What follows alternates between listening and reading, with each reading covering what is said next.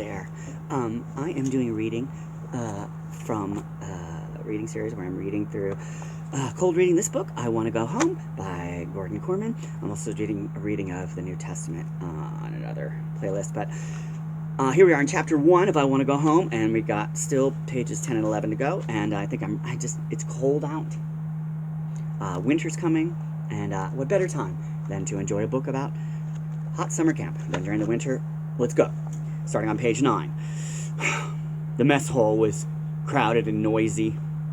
Rudy had tried to find a secluded spot to eat his dinner, but there was no such thing. Each cabin had its own table with its own clone to watch over things. Remember, they're clones. The camp counselors. That was me. There wasn't even any elbow room. He'd been directed to carry his tray to table 13. That number again! And now he found himself sitting on a bench right next to Mike Webster. "Hi," said Mike timidly. "Hi," said Mike timidly.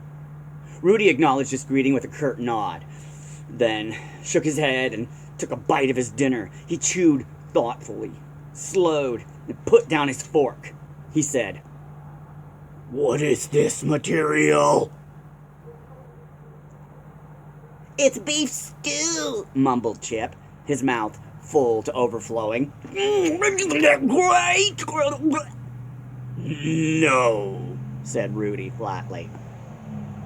"Oh, well, you don't have much of an appetite because you didn't play baseball," the counselor explained.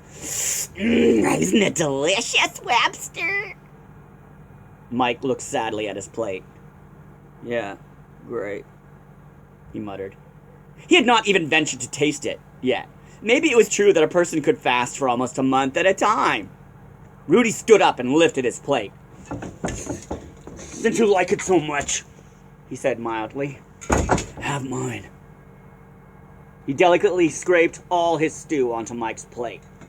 "Miller, leave the table," ordered Chip. "Certainly," said Rudy. He climbed over the bench and walked out to the mess hall. "What a nut!" exclaimed Harold.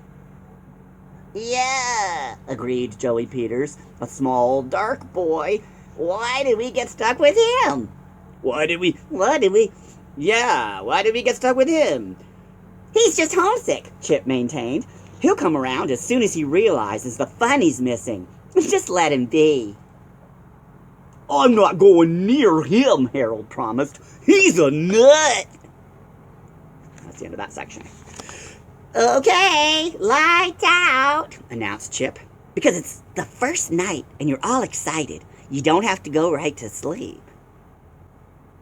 I'll be at a counselor's meeting for an hour or so. Just keep it down to a low roar." Oh, he left. Instantly, the boys began chattering amongst themselves. Mike Webster climbed up to his bunk and lay down, trying not to think of real food. He felt a kick from below. "Do you have to hang there like that?" asked Rudy in annoyance. Mike sat up, pulled his guitar out of its case, and began to strum absently. "Oh no," groaned Rudy's voice. "Music." "What's wrong with music?" Mike demanded. "With music, nothing. With that, plenty. It's a free country." "I wish it was," sighed Rudy. He rolled over resignedly and went to sleep.